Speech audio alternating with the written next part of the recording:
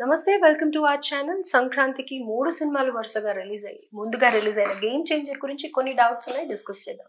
ప్రస్తుతం మనతో పాటు సీనియర్ జర్నలిస్ట్ కిరణ్ పోల్దాస్ గారు ఉన్నారు. హలో సార్, నమస్తే.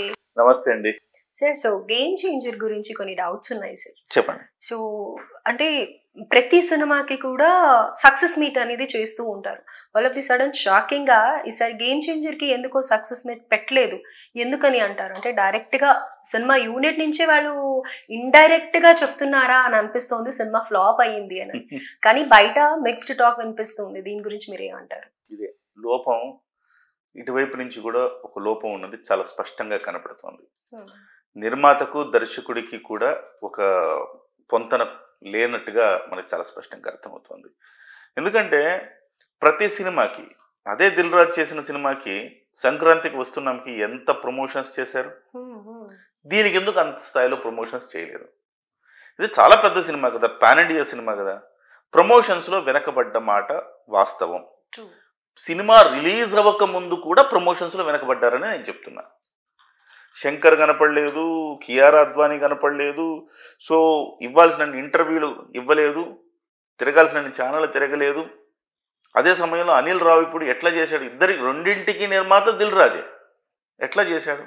సరే, మీరు సినిమా అంత బజ్ క్రియేట్ చేయలేదు, మీరే క్రియేట్ చేయలేదు. ఆ తర్వాత సినిమా ట్రైలర్లో అద్భుతమైన బజ్ క్రియేట్ అయింది. ట్రైలర్ వచ్చిన తర్వాత చాలా బాగుంటుంది సినిమా, చూడాలి అని ఉత్సుకత కలిగింది. అందులో అభినందించాలి, ట్రైలర్ కట్ చేసిన వాళ్ళని అభినందించాలి. అయితే రిలీజ్ అయిన తర్వాత మీరు సక్సెస్ మీట్ ఎందుకు పెట్టలేదు? ఇప్పుడు మీరు ఎవరైతే మీ సినిమాని నాశనం చేయాలి, కిల్ చేయాలని భావిస్తున్న శక్తులు ఉన్నాయో వాటన్నిటికీ ఊతం ఇచ్చినట్టు కదా. మీరు మొదటి రోజు కలెక్షన్స్ 186 crores అని చెప్పారు. అవి ఫేక్ కలెక్షన్స్ అని చాలామంది అన్నారు. మరి పుష్పకు వచ్చిన కలెక్షన్స్ ఏమన్నా రియలా? అవి ఫేక్ కలెక్షన్సే కదా. మనం ఆడుకున్నాం చాలా సందర్భాల్లో. పుష్ప కలెక్షన్స్ కూడా ఫేకే. ఇప్పుడు ఫేక్ గేమ్ ఆడుతుంది ఇండస్ట్రీ. ఆడుతున్నప్పుడు మీది నిజమా కాదని ఆ లోతులోకి వెళ్ళట్లా. మీరు 186 crores కలెక్షన్స్ వస్తే సక్సెస్ అయినట్టే కదా. ఒక పాయింట్ 1. రెండో రోజు మళ్ళీ కలెక్షన్స్ గురించి చెప్పలేదు మీరు. సరే, పాయింట్ 2 ఇది. పాయింట్ 3 ఏంటంటే, మీరు సినిమా సక్సెస్ కాలేదని మీరుగా మీ యొక్క ప్రత్యర్థులకు అందిస్తున్నారా సక్సెస్ మీట్ చేయకుండా? ఇకపోతే పాయింట్ 4, మరి ఏ సినిమాలు సక్సెస్ అయిన? దేవర సక్సెస్ అయిందా? ఆ రకంగా చూసుకుంటే సక్సెస్ మీట్ పెట్టలేదా? కల్కి సక్సెస్ అయిందా? సక్సెస్ మీట్ పెట్టలేదా? ఇలా చాలా సినిమాలు, చాలా పెద్ద పెద్ద పాన్ ఇండియా సినిమాలు సక్సెస్ అయ్యాయా లేదా అని పక్కన పెడితే సక్సెస్ మీట్లు పెట్టారు వాళ్ళు. ఎందుకు? బస్ క్రియేట్ చేయటానికి. ఎస్, మా సినిమా బాగుందని చెప్పడానికి. నేను దేవర, కల్కి ఇవన్నీ అట్టర్ ఫ్లాప్ సినిమాలు నేను చెప్పట్లేదు, దయచేసి అర్థం చేసుకోవాలి అందరూ. అవి కూడా యావరేజ్ సినిమాలు. ఇది ఖచ్చితంగా గేమ్ చేంజర్ సినిమా, సమాజానికి కావాల్సిన సినిమా, ఉపయోగపడే సినిమా. అట్లాంటప్పుడు దీనికి మీరు సక్సెస్ పెట్టకపోతే ఏంటి అర్థం? అయితే సక్సెస్సా కాదా అని మనం మాట్లాడుకోవటానికి 2-3 నేను పారామీటర్స్ చెప్తా. ఇవాళ రామ్ చరణ్ గారు 4 క్యారెక్టర్లు పోషించారు. అద్భుతంగా ఒక స్టూడెంట్గా ఎలా ఉండాలో అలా ఉన్నాడు. ఒక ఐఏఎస్ ఆఫీసర్గా, ఒక ఐపీఎస్ ఆఫీసర్గా, ఒక పొలిటీషియన్, ఒక సీఎం స్థాయిలో, అంటే అలాగే ఒక ఫ్లాష్ బ్యాక్ క్యారెక్టర్. ఇలాంటి ప్రతి క్యారెక్టర్ 4 షేడ్స్ ఉన్న క్యారెక్టర్లు ఆయన చేశారు. అప్పన్న క్యారెక్టర్ ఇది విమర్శకుల ప్రశంసలు అందుకుంది.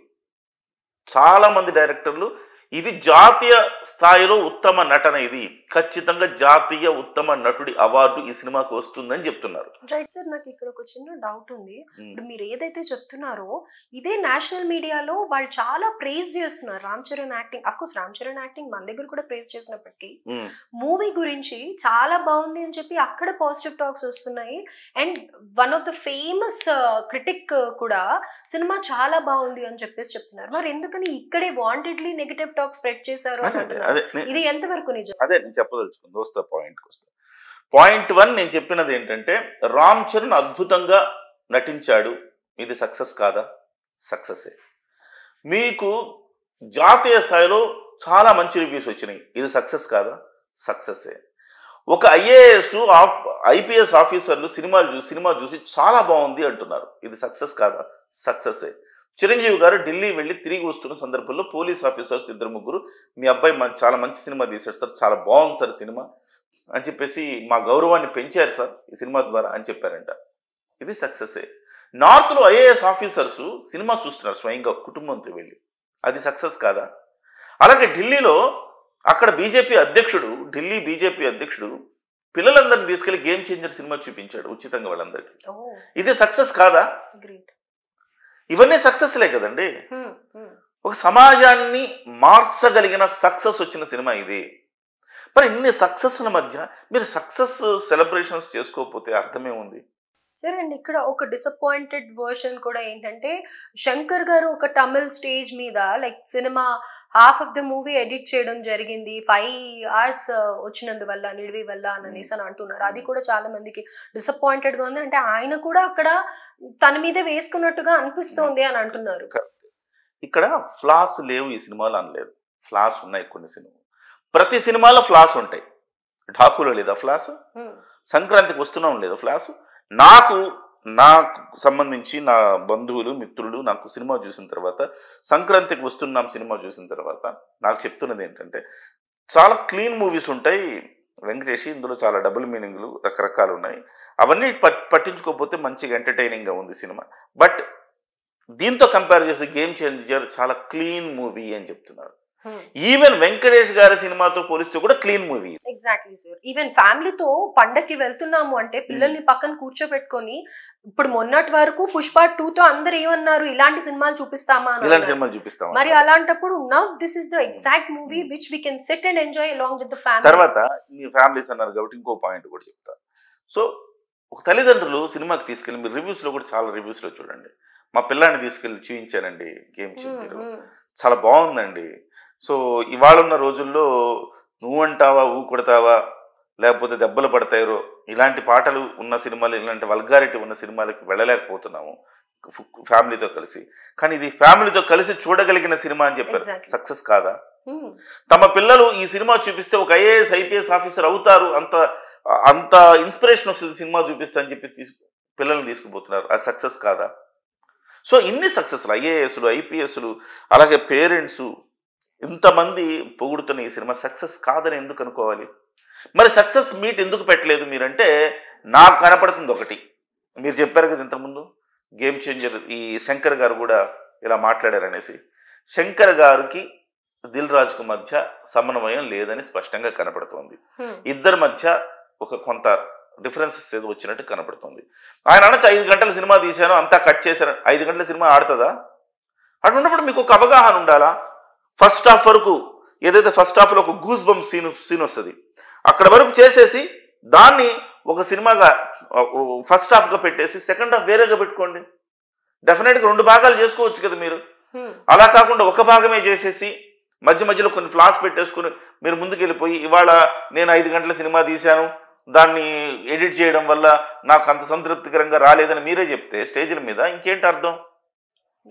సో ఈ సినిమాని సగం శత్రువులు కిల్ చేస్తే సగం ఈ దిల్ రాజు శంకర్ గారు కిల్ చేస్తున్నారు. ఓవరాల్గా ఈ సినిమా వల్ల ఓవరాల్గా నష్టపోయింది ఎవరు అంటే వీళ్ళు వాళ్ళు అంటే సినిమా యూనిట్ సైడు అటు ప్రత్యర్థుల సైడు. ఎంత దారుణం అండి ఈ సినిమాని, బీభత్సంగా సినిమాని బస్సుల్లో వేస్తున్నారంట, సంక్రాంతి బస్సుల్లో హెచ్డి ప్రింట్లు వేస్తున్నారంట, వడవడ విశాఖపట్నం లోకల్ టీవీలో వేశాడంట. అంటే కొంచెం సోయి కూడా లేదా? అరే ఇలాంటివి వస్తున్నాయి, దీని మీద కాన్సన్ట్రేట్ చేయాలని చెప్పేసి దానికి సంబంధించిన ఒక ఇది ఉండదా? ఇక్కడ నేను దిల్ రాజు గారిని తప్పు పెడుతున్నానండి. ఎందుకు అంటే దిల్ రాజు గారికి ఇక్కడ ఏమి నష్టం లే. గేమ్ చేంజర్ అయినా ఢాకు అయినా లేకపోతే సంక్రాంతికి వస్తుంది, ఏ సినిమా డబ్బులు చేసుకున్నా దిల్ రాజుకే ఫైనల్గా డబ్బులు. 2 సినిమాలకు నిర్మాత అయినా ఢాకుకేమో డిస్ట్రిబ్యూటరు, ఏ సినిమా తీసుకున్నా దిల్ రాజు గారికే డబ్బులు వస్తాయి. కాబట్టి ఆయన నష్టపోయేది సార్. ఇప్పుడు డబ్బులు వస్తాయి సరే, అంత పెద్ద గ్లోబల్ స్టార్ అయిన రామ్ చరణ్ పడుతుంది కదా. అదేనండి నేను అంటుంది, ఆయనకే నష్టం లేదు, డబ్బులు వస్తాయి. శంకర్ గారు అవుట్డేటెడ్, ఆయనకేముంది ఈ సినిమా రిటైర్ అయిపోతారు. ఆయన గ్లోబల్ స్టార్ అనబడే రామ్ చరణ్ ఇవాళ ఎంత మంచి పేరు తీసుకున్నాడండి జాతీయ స్థాయిలో. అలాంటి గ్లోబల్ స్టార్ రామ్ చరణ్కు ఈ సినిమా ఇబ్బంది కలిగించదా ఇలా చేస్తే? ఆయన అంత అద్భుతమైన పర్ఫార్మెన్స్ చూపించిన తర్వాత కూడా సక్సెస్ మీట్ చేయకపోవడం ఏంటి? ఇది డెఫినెట్గా మూవీ యూనిట్ ఫెయిల్యూర్ అంట నేను. ఒక మంచి సినిమాని కిల్ చేయడంలో దిల్ రాజు శంకర్ మీ పాత్రలు కూడా మీరు పోషించారు. రైట్.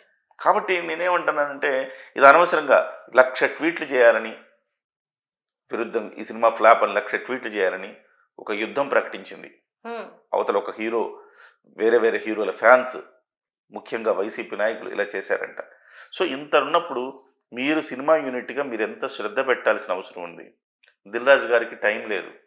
ఇది పోతే పోయింది అది చూసుకుందాం, అది పోతే పోయింది ఇది చూసుకుందాం, అన్నీ ఏది చూసినా నాదే కదా. సరే, ఇప్పుడు ఏదైతే మీరు దిల్ రాజు అన్నారో, శంకర్ గారు ఇండియన్ 2 మూవీ గురించి వేరే మూవీస్ చేస్తూ ఇటు ఈ సినిమా మీద కూడా కాన్సన్ట్రేట్ చేశారని, at the same time Dil Raju గారు కూడా ఈ 2 మూవీస్ పెట్టుకొని గేమ్ చేంజర్ ని పెట్టుకోవడం వల్ల కూడా కాన్సన్ట్రేట్ చేయలేకపోతున్నారు అని. మరి అలాంటప్పుడు ఒక పెద్ద